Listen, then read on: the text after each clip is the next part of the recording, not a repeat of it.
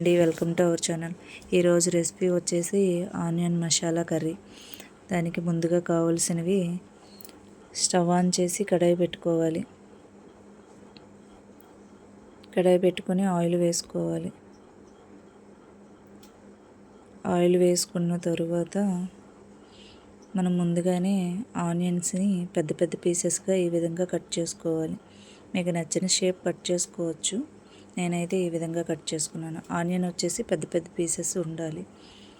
తర్వాత ఆనియన్స్ని ఫ్రై చేసుకోవాలి. ఆనియన్ ఈ విధంగా ఫ్రై చేసుకోవాలి. ఈ విధంగా ఫ్రై అయిన తర్వాత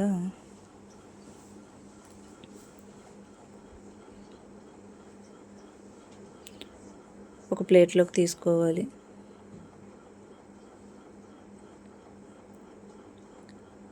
తర్వాత అదే ఆయిల్లో కొంచెం జీలకర్ర,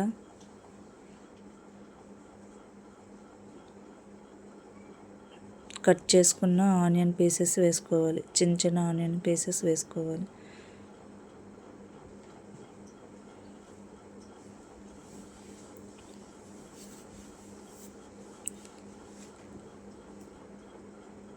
ఈ విధంగా వేసుకున్న తర్వాత ఫ్రై చేసుకోవాలి. తర్వాత మిక్సీ జార్ తీసుకొని అల్లం వెల్లుల్లి తర్వాత టమాటా పీసెస్ వేసుకొని ప్యూరీలా చేసుకొని పక్కన పెట్టుకోవాలి. తర్వాత ఆనియన్స్ ఈ విధంగా ఫ్రై అయిన తర్వాత మనం ముందుగానే మిక్సీ పట్టుకున్న టమాటా ప్యూరీని ఇందులో వేసుకొని బాగా ఫ్రై చేసుకోవాలి. ఒక 5 మినిట్స్ ఫ్రై చేసుకోవాలి. తరువాత సాల్టు, కారం, గరం మసాలా, పసుపు, ధనియాల పౌడర్ వేసుకొని ఇంకొంచెం సేపు ఫ్రై చేసుకోవాలి.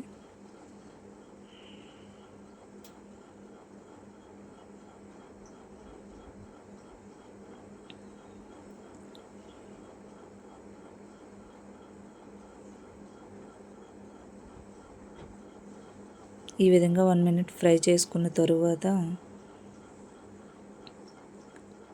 ఒక హాఫ్ కప్ వచ్చేసి పెరుగు తీసుకొని బాగా ఉండలు లేకుండా కలుపుకొని ఆ పెరుగు వచ్చేసి ఈ ఆనియన్ పేస్ట్లో వేసుకొని బాగా కలుపుకోవాలి.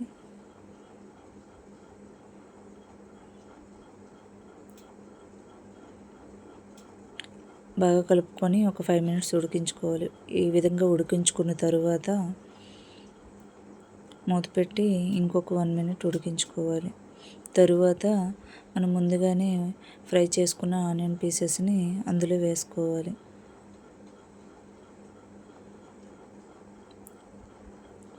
ఈ విధంగా వేసుకొని బాగా మిక్స్ చేసుకోవాలి.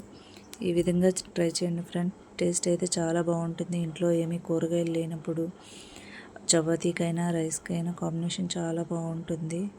మీరు ఒకసారి ట్రై చేయండి. టేస్ట్ అయితే వేరే లెవెల్. ఫైనల్లీ కొంచెం వాటర్ వేసుకోవాలి ఫ్రై అయిన తర్వాత. ఈ విధంగా కొంచెం వాటర్ వేసుకొని ఇంకొక 2 మినిట్స్ ఉడికించుకోవాలి. ఈ విధంగా ఉడికించుకున్న తరువాత కొంచెం కసూరి మేతి తీసుకొని నలుపుకుంటూ వేసుకోవాలి. కసూరి మేతి వచ్చేసి ఆప్షనల్, మీ దగ్గర ఉంటే వేసుకోవచ్చు లేకపోతే లేదు. ఈ విధంగా ఫ్రై అయిన తర్వాత ఫైనల్లీ కొంచెం కొత్తిమీర కూడా వేసుకొని బాగా మిక్స్ చేసుకోవాలి.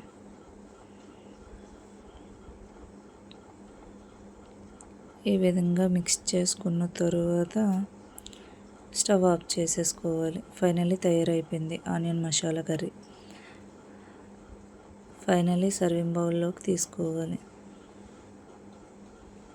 టేస్ట్ అయితే చాలా బాగుంటుంది ఫ్రెండ్స్. మీరు కూడా ఒకసారి ట్రై చేయండి. ట్రై చేసి ఏ విధంగా వచ్చిందన్నది నాకు కామెంట్ చేయండి ఫ్రెండ్స్. టేస్ట్ అయితే చాలా బాగుంటుంది.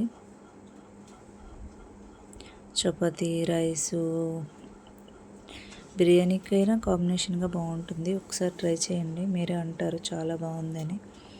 నా వీడియో కనుక మీకు నచ్చినట్లయితే లైక్ చేయండి, సబ్స్క్రైబ్ చేసుకోండి.